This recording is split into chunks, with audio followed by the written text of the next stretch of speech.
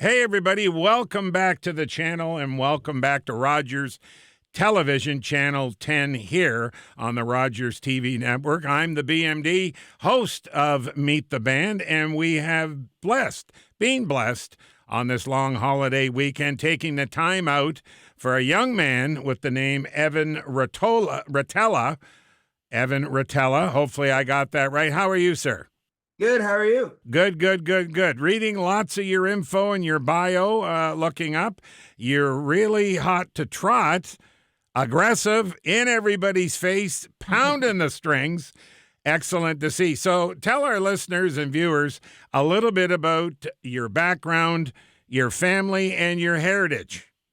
I grew up listening to music. It was always around my house. My dad's a massive music fan. He's a massive Springsteen fan. So that's what kind of pushed my love for music. It was always on. So naturally, I just became used to it. I started listening to it myself as I grew older.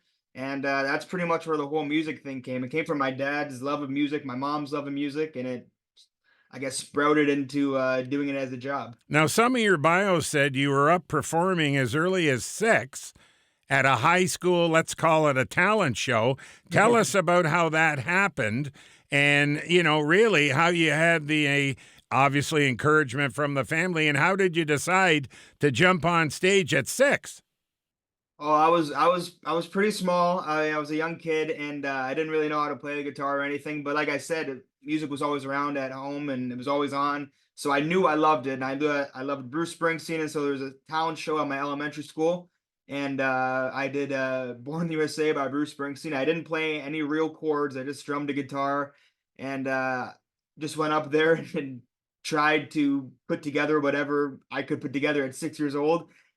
Looking back on it, it wasn't good, but it was cool for a 6-year-old to get up there and know the words to a Springsteen song, and to, I think the parents probably got more of a kick out of it than the kids. So why Springsteen? Just it hit your ear notes?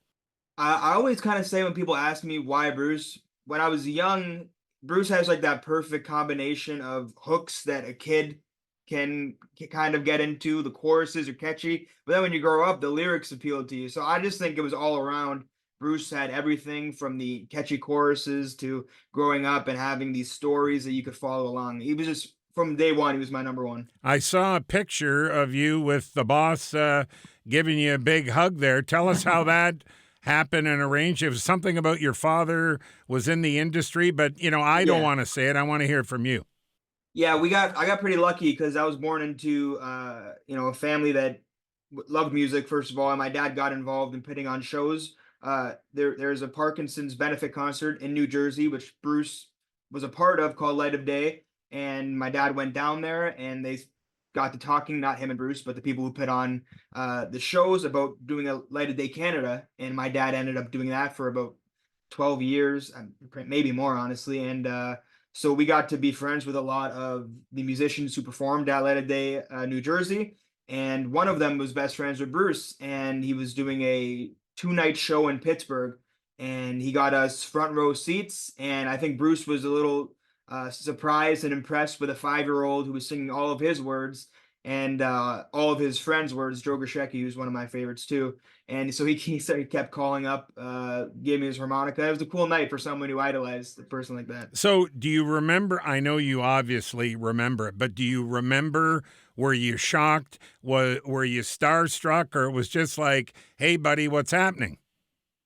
At 6, I don't know if I even knew the big deal that it was. Obviously, I knew this was my hero, but I don't think I could be starstruck because I don't think I knew the height of Springsteen. I don't think I knew that till I was 10. I just knew it was someone who I loved, but I never thought of it as this huge star like that he is. But being on stage with him, especially looking back on it now, is kind of crazy. The more I think about it, it was a cool moment. So you're listening to Meet the Band with me, the BMD. I'm coming to you with a music video showcase. Stay tuned.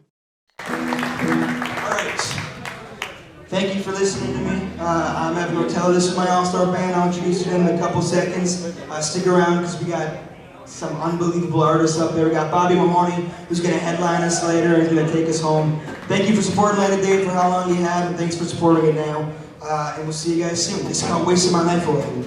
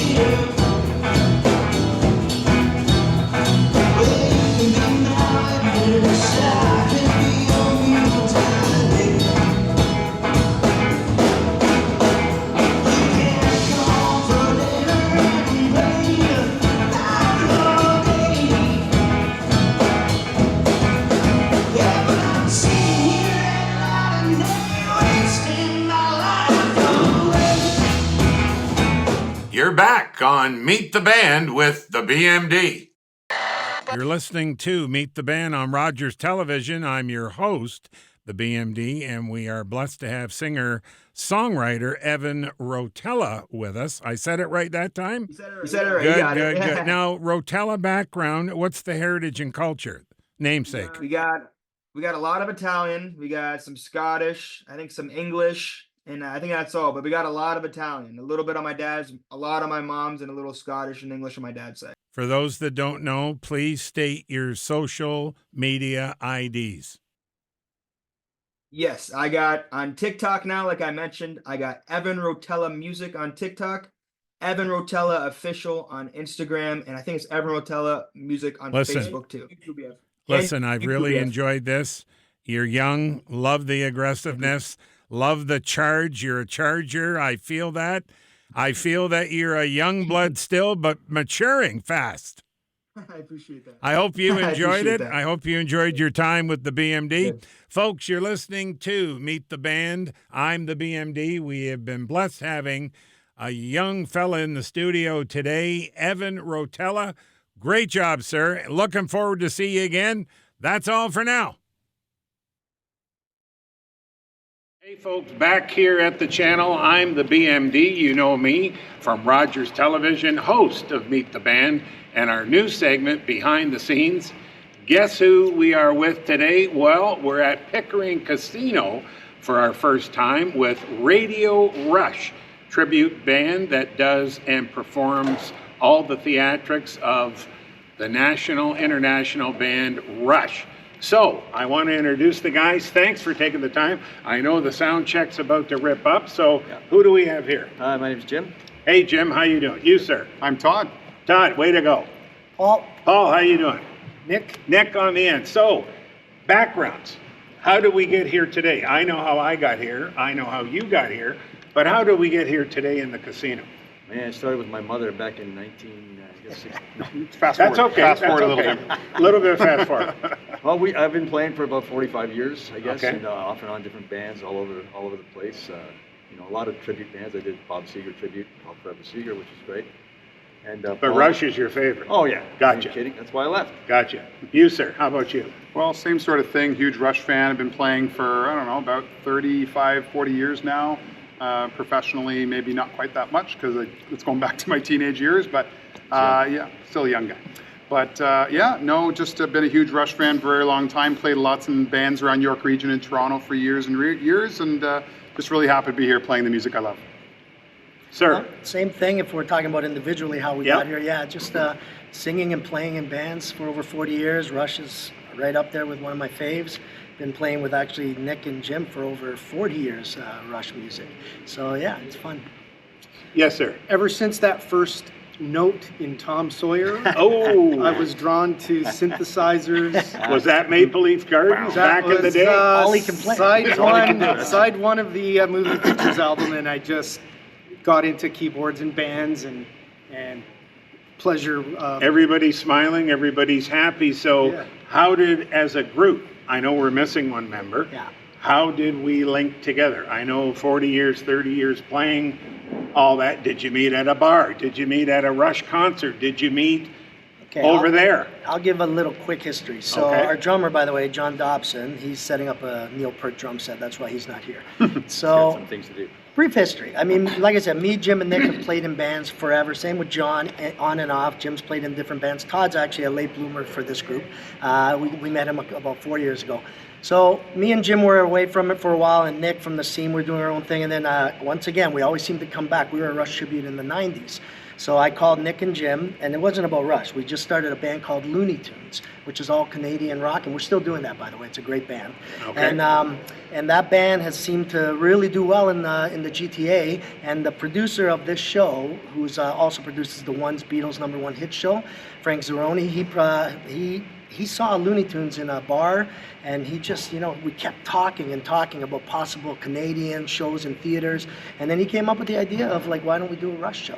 And that's why I want to correct you. It's not a tribute. It's a Radio Rush show. The movie Radio picture Rush story. show. We Okay. are not a tribute. I stand corrected. I Well, stand corrected. Frank I said have he- to, when he watched us play in a bar, he goes, I've seen a lot of bands do Rush, he said, but when you guys play it, for some reason, the crowd reacts. There's a certain feel, because I think a lot of people think Rush is mathematical. Just play it, but it's not. It's actually got a... Theatrics.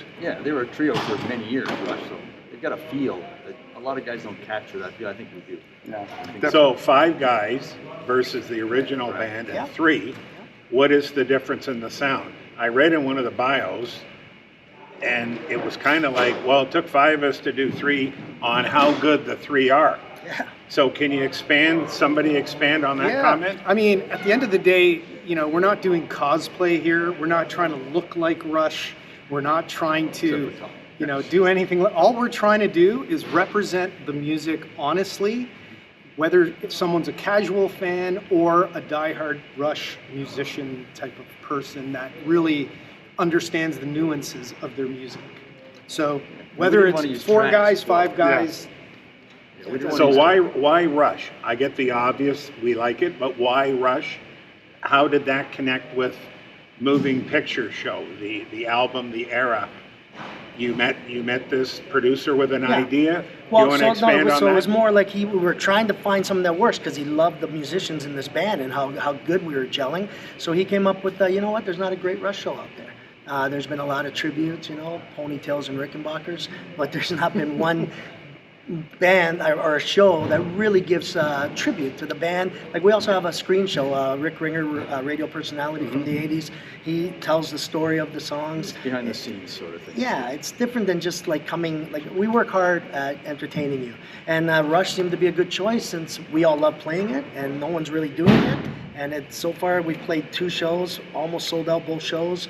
Great reaction, and we're here today. So touring, you're booked throughout the summer, throughout the year, or is this a certain segment, then it's over, or No, where's definitely it not. going? We have this is one, I think, one of our last shows. I think we have another one coming up in the spring, July. yeah. July? Is it? July 12th. And then we have about, half dozen or shows coming up in the fall, which we're really looking forward to playing. And heading back to Ottawa again, and yeah, Kingston, Kingston, all over. So where are you all from, just briefly?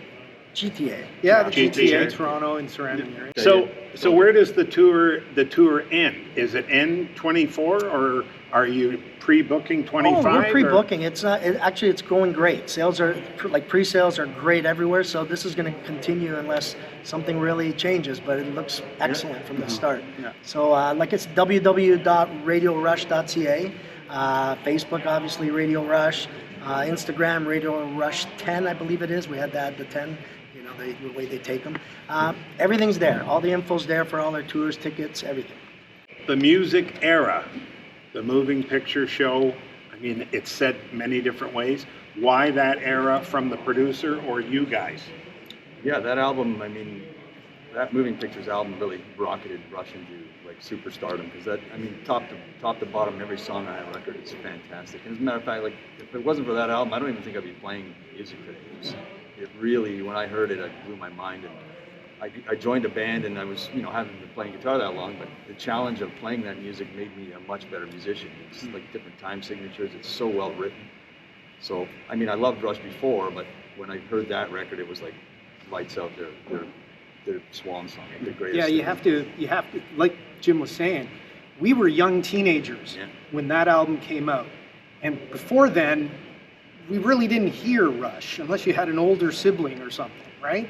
That album came out, we were learning our instruments, learning music, we were open to, you know, listening to new type of music, and that came out and just changed us forever.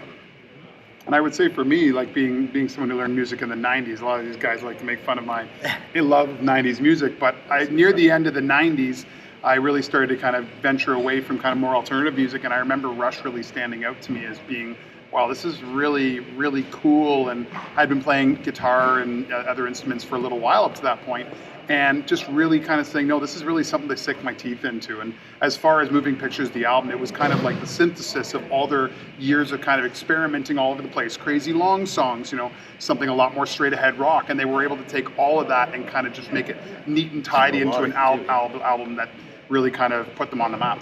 So I'm getting the tone. That album caught all of you somewhere. Oh, yeah. Wherever you were placed in life, it was, wow, what's going on here? Would that be correct? Yeah. Oh, yeah. Now, I noticed in one of the bios reading up, and I didn't kind of understand it, and I wanted to ask, it was the arena band Rush that moved into the international radio. My take on it was popularity worldwide. Yeah, so that's So what could somebody lean on that? you were saying. What did the producer, why the era that he chose? That's what it's the moving pictures and everything. That whole like '80s into the middle '80s, which is MTV, and you know that is what catapulted them into worldwide fame. It really is. You know, although you know, of course, we love the early stuff too. Sure, but this is what he's paying tribute to: is that era that like really it. took them. Mm-hmm. I like the thought. Yeah, they So- wrote the album for radio. Like they decided, Absolutely. Yeah, they said, let's do an album that we can get radio play, because they weren't getting a ton of radio play before that. So they knew they had to go to that level to really get things going. Otherwise, they were arena rock. They were very popular. Huge. Right, word of mouth. Just each use quickly your favorite Rush song. Jim? My favorite Rush song by far is a song called "Losing It." It's Losing It. off the Signals album. Yeah, it's I don't know why, but I get goosebumps every time I hear it. It's got a violin solo. Ben Mink did the solo in that song. It's a song that you hear and you think, that's Rush. Like it's a well-crafted tune with great melodies and parts. That's definitely my favorite song. Todd? You know, I tend to switch every few years, but right now I'd say Jacob's Ladder is my favorite. Jacob's Ladder. Paul? I'll pick one that's from the show. Guys, Vital Signs. I know, Vital I'm Signs. joking. I love it. It's also your favorite song. Vital Signs from Moving Pictures. I just think it's just a weird, cool, original song. Nobody sounds like that. I mean, Nick? As many times as we've heard it, my personal favorite is Tom Sawyer. Yes. It's got everything in there that symbolizes what Rush is about. Any response from the original band ever? Nice job, pat on the back. not yet. Ask for your autograph. Yeah, that'd be nice. Not yet. Not yet. It's Let's our hope. third show, so Are you reaching out to them, or are you sending any things to their We're website? fine-tuning first. Fine tuning, gotcha. Okay, I always ask this to every artist. questions we've developed here, Lucas and I. How tough is the music industry? Judging today or what you've been through? I don't mean today here, but in the presence of today. It's changed a lot. Like I said, I've been doing it for 40-something years, and I mean, it's really difficult. I've got a lot of younger guys that I mentor and stuff, and they're trying to make it in the business. It's, you know, you got to get out there and play live. The record companies have really, I mean, the whole game changed with the internet, right? So it's very, very difficult to try and make any money, like to make a living at it. You got to really work hard. Tough. Well, I would say also in connection with that, you know, having a studio at home is a lot more accessible now than it used to be back in like the 90s and earlier or whatever. Just having being able to have everybody can go and buy their a couple $1,000 computer and audio interface and a couple microphones, and they think they're music producers, and that's a great way, I think, to start for sure and gain some skills. But at the end of the day, I think musicians they're great at what they do because of the fact that they kind of just concentrate on the thing that they do and on their craft, as opposed to spreading themselves very, very thin. So, Paul? Well, these guys answered, I think, in the way of for original artists, which they've answered totally correct. But we want to hear from you. Well, I'm saying, like, if you're looking at what we're doing in this show, I'd say it's a tough road, and I think the good will survive and the bad will weed out. Like, you got to bring quality. People are paying good money, and you want to bring. Nick? Yeah, similar to what these gentlemen have said, I would say that there's just more music out there than probably there has ever been in history. But there's also a lot of people like us who keep the spirit of music by bands that are no longer around alive. Mm-hmm. And big time. That has a lot of worth. Thanks for spending the time, guys. Final question, your social media IDs. Paul, can you say that to the viewers and listeners? Sure. Well, www.radiorush.ca for the site, for the website. And then you got Facebook, we got Radio Rush on Facebook, and we got Instagram, Radio Rush 10. That's it for now. We're working on the other. And also the promoters, Blackrose Entertainment, Yes. Live is all you need. Yeah, it's a co-promotion tonight. You can't forget Scott. Yes. Can't forget Scott. He's right there looking at us. Yes. You got it. No, he's not. Folks, I'm the BMD. Thanks for joining us on another episode of Meet the Band. Behind the scenes, we are live at the Pickering Casino, known as Durham Live also. And we've been blessed to have the band, minus one, the drummer, but balance of the guys here from Radio Rush. They're playing tonight on a concert. If you haven't got tickets, take a shot and join in if you can. I'm the BMD, and over and out.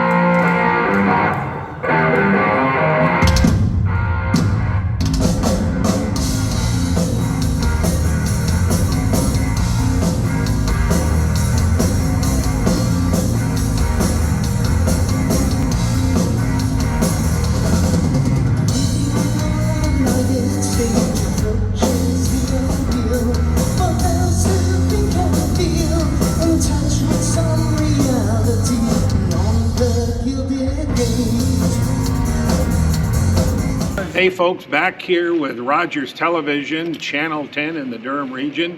I'm the BMD, your host of Meet the Band and our new segment, Behind the Scenes. And we're here with the Blackrose promoter and partner, Scott Templeton.